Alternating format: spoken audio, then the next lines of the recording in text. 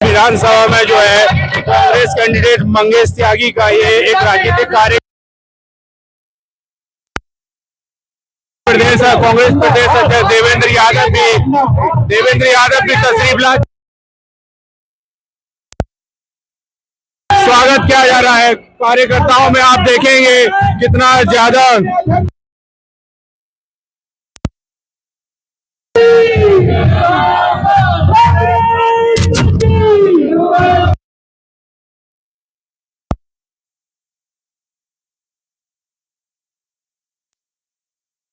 आप देख सकते हैं कितनी बड़ी माला पहनाकर अध्यक्ष जी का स्वागत किया जा रहा है मंच पे। अध्यक्ष देवेंद्र यादव जी का माला पहनाकर देवेंद्र यादव जी की प्रतीक्षा में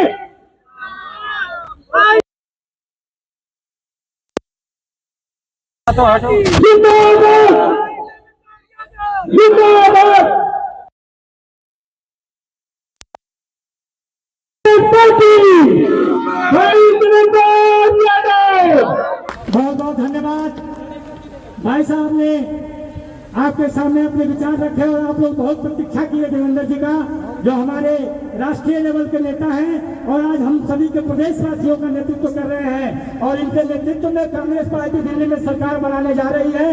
आप सभी ने कई लोगों का मैं नाम लिया, आपको कहा, मैं सबके पूरे बुराड़ी विधानसभा के कार्यकर्ताओं की तरफ से स्वागत करने जा रहा हूं और जब मैं माला पहनाऊंगा तो आप लोग ताली बजाइएगा कि करूं वंदन अभिनंदन देवेंद्र जी आपका, एक विनती मेरी स्वीकार कीजिए, एक विनती मेरी स्वीकार कीजिए। आपियों के भ्रष्टाचार से त्रस्त बुराड़ी की जनता, इनके तरफ से एक हार स्वीकार कीजिए।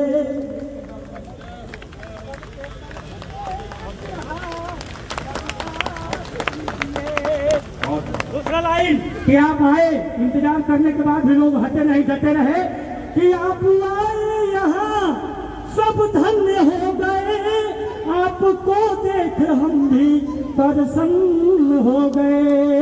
मैं निवेदन करूं और करूं शुक्रिया, बुराड़ी वालों को हरदम अपना प्यार दीजिए, मंगेश को हरदम अपना प्यार दीजिए। भारत माता की, कांग्रेस पार्टी, देवेंद्र यादव, मंगेश त्यागी, राहुल गांधी। और मैं आग्रह करता हूं अपने अध्यक्ष जी से कि आए और हम सबों को संबोधित करें। भाई देवेंद्र यादव जी, हाँ जितने लोग खड़े प्लीज बैठ जाएं, बस 5 मिनट, 5 मिनट बस। अब अध्यक्ष जी का आप लोग सुने। बहुत बहुत धन्यवाद। धन्यवाद ओझा जी। ओझा जी की कविता अच्छी लगी कि नहीं लगी भाई? ताली तोली तो बजाई नहीं आप लोगों ने। धन्यवाद ओझा जी। आज के इस खूबसूरत कार्यक्रम में उपस्थित हमारे डिस्ट्रिक्ट कांग्रेस कमेटी के अध्यक्ष भाई आदेश भारद्वाज जी, हमारे ब्लॉक अध्यक्ष भाई रविंद्र त्यागी जी, आदरणीय खेमचंद सैनी साहब, भाई राजन पांडे जी, भाई परवीन बडाना साहब, श्याम सिंह सिसोदिया जी, कपूर सिंह सिसोदिया जी, भाई बलदेव पवार जी, गोविंद मिश्रा जी, विजयपाल जी और बलदेव पवार जी हमारे साथी हैं। और यहाँ पर उपस्थित भाई मंगेश त्यागी जी को अपना प्यार और आशीर्वाद देने यहाँ पर पहुंचे सभी मेरी माताएं, बहनें, बुजुर्गों, नौजवान साथियों, आप सबका बहुत बहुत अभिनंदन करता हूं। आपको मुबारकबाद देना चाहता हूं कि आप लोगों ने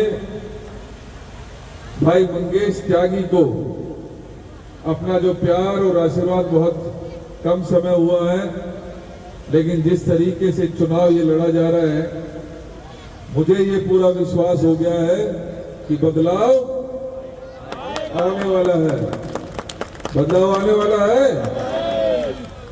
भाई मंगेश के ऊपर आपका आशीर्वाद बना रहे, मैं ये मनोकामना भी करता हूं।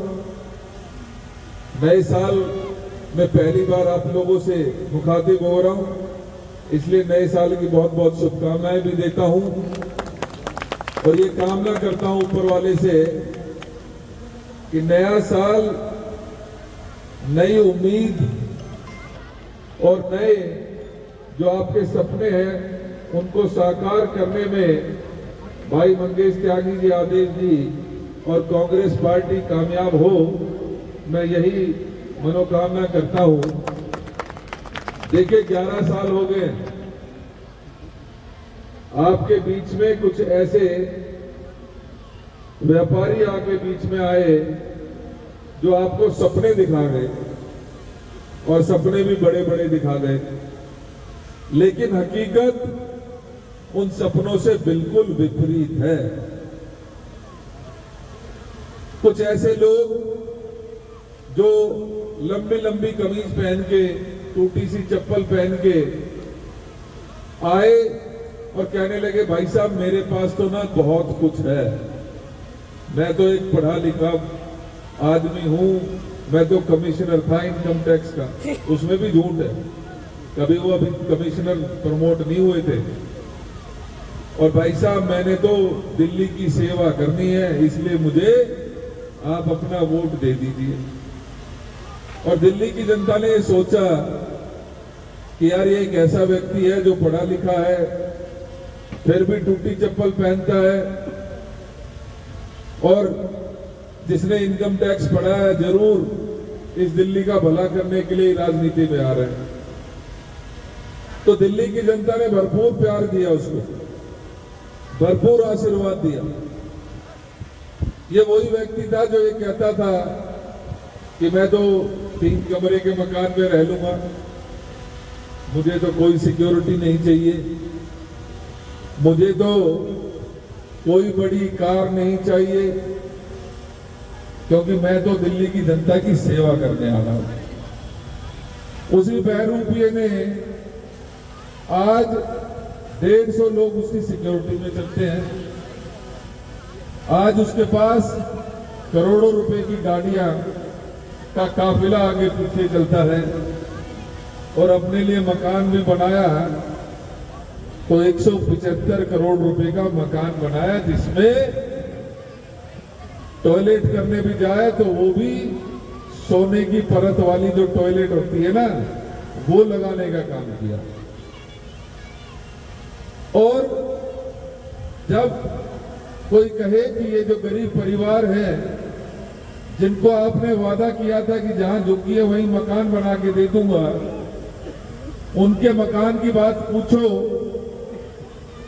तो कहता है कि केंद्र सरकार ने मुझे रोक लिया, एलजी ने रोक दिया, नहीं तो मैं सबको मकान दे देता।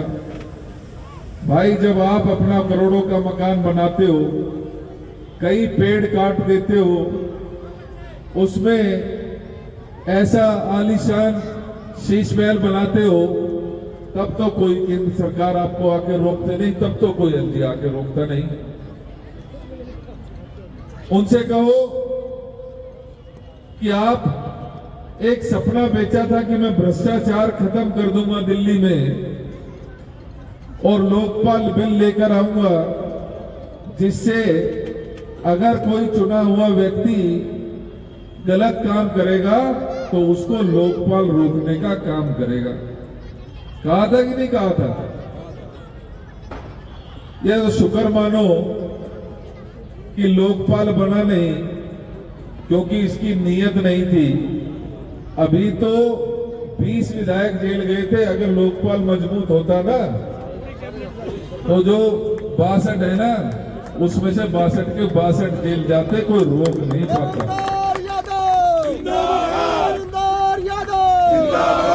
इन्होंने हमें सपने बेचे कि तुम्हारी कॉलोनी पास कर दूंगा, सीवर डाल दूंगा, उनमें पानी चलेगा। इन्होंने कहा कि पूरी दिल्ली में मैं फ्री पानी दे दूंगा, फ्री बिजली दे दूंगा। और बेशर्मी उस तब होती है जब खुलेआम में जहां कहीं जाता तो कहता है कि मैंने आपको फ्री पानी दे दिया। भाई सच बताना दिल से, जब कांग्रेस की सरकार थी तब तो टैंकर से हमें पानी मिल भी जाता था। बहुत सारी कॉलोनी ऐसी थी जहां पर लाइन बिछाकर पानी दे दिया था। क्या आज आपको साफ पानी मिलता है?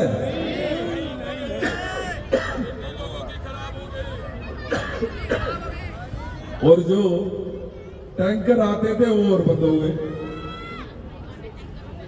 क्यों बंद हो गए? क्योंकि उसमें भी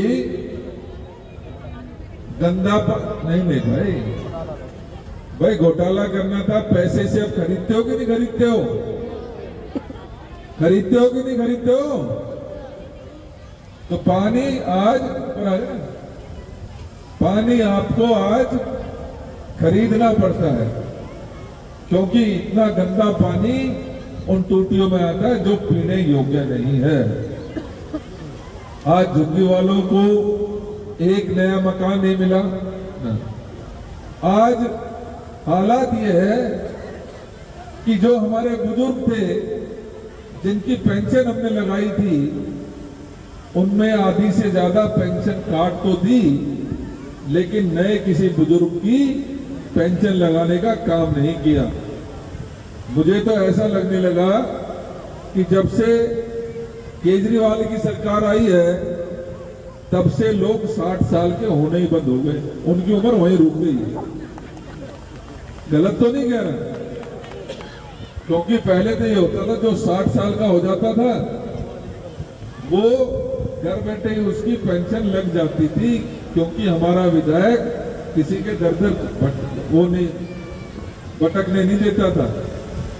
उनके मजबूत कार्यकर्ता, उनके साथी, उनके कागज उनसे घर से ही लेके जाते थे और उनके बैंक में पैसे आने शुरू हो जाते थे। कपूर, ये आप लोग बताओगे? अमित भाई गलत तो नहीं कह रहा? खूब पेंशन लग रहा। रविंद्र भाई, ये सभी साथी आपके पुराने दुख सुख के साथी हैं। देखो 11 साल बीत गए, अगर कोई नया राशन कार्ड बनाना चला गया तो उसका राशन कार्ड बनना बंद हो गया, उसको बनता ही नहीं है। और छोड़ दो नया, तो अगर मेरे आपके घर में कोई बच्चा पैदा हो गया तो उसका नाम नहीं चढ़ सकता, और घर में कोई नई बहू आ गई तो बहू का नाम भी राशन कार्ड में चढ़ नहीं सकता। क्या इसीलिए हमने इस केजरीवाल को चुना था? और अजय जी कह रहे थे कि मैंने तो इसका नाम रख दिया फर्जीवाल। बहुत सही बात है, क्योंकि सारे काम फर्जी करता है। अब जब उसने कोई नया फ्लाईओवर बनाया नहीं, कोई नए मेट्रो बनाई नहीं, कोई नया राशन कार्ड बनाया नहीं, बुजुर्गों की पेंशन लगाई नहीं, जो हमारी एक स्कीम होती थी कि नया बच्चा कोई पैदा होता था, बच्ची, तो उसके खाते में एकदम से 10,000 रुपए जमा करवाते थे, और जब वो 12वीं पास करती थी तो उसको 1 लाख उसके घर में मिल जाते थे, जिसका नाम था लाडली योजना।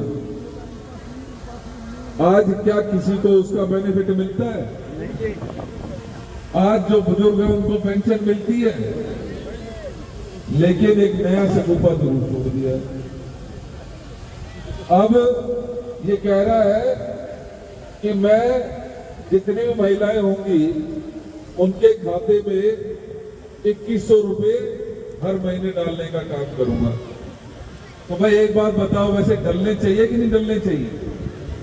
डलने तो चाहिए, देखो आने भी चाहिए, लेकिन इनके बस की नहीं है। सच्चाई ये है कि इनसे ना हो पाएगा, ये तो कांग्रेस ही कर सकती है। कांग्रेस ने बुजुर्गों को पेंशन दी, कांग्रेस ने बुजुर्गों को सम्मान दिया, बच्ची को 1 लाख रुपए का योगदान दिया। कोई हमारी विधवा बहन होती थी, उसकी बच्ची की शादी के लिए याद कर लो, आज से 15 साल पहले भी 25,000 रुपए जब भी हाथ की हाथ मिल जाते थे। आज वो कोई नाम पता नहीं। एक बात देख रहे थे कि जो हमारे SC, ST, OBC और माइनॉरिटी के बच्चे थे, उनको याद करिए वजीफा मिलता था, उनको पढ़ाई के लिए स्कॉलरशिप मिलती थी। आज वो स्कॉलरशिप कहां गई किसी को पता नहीं है।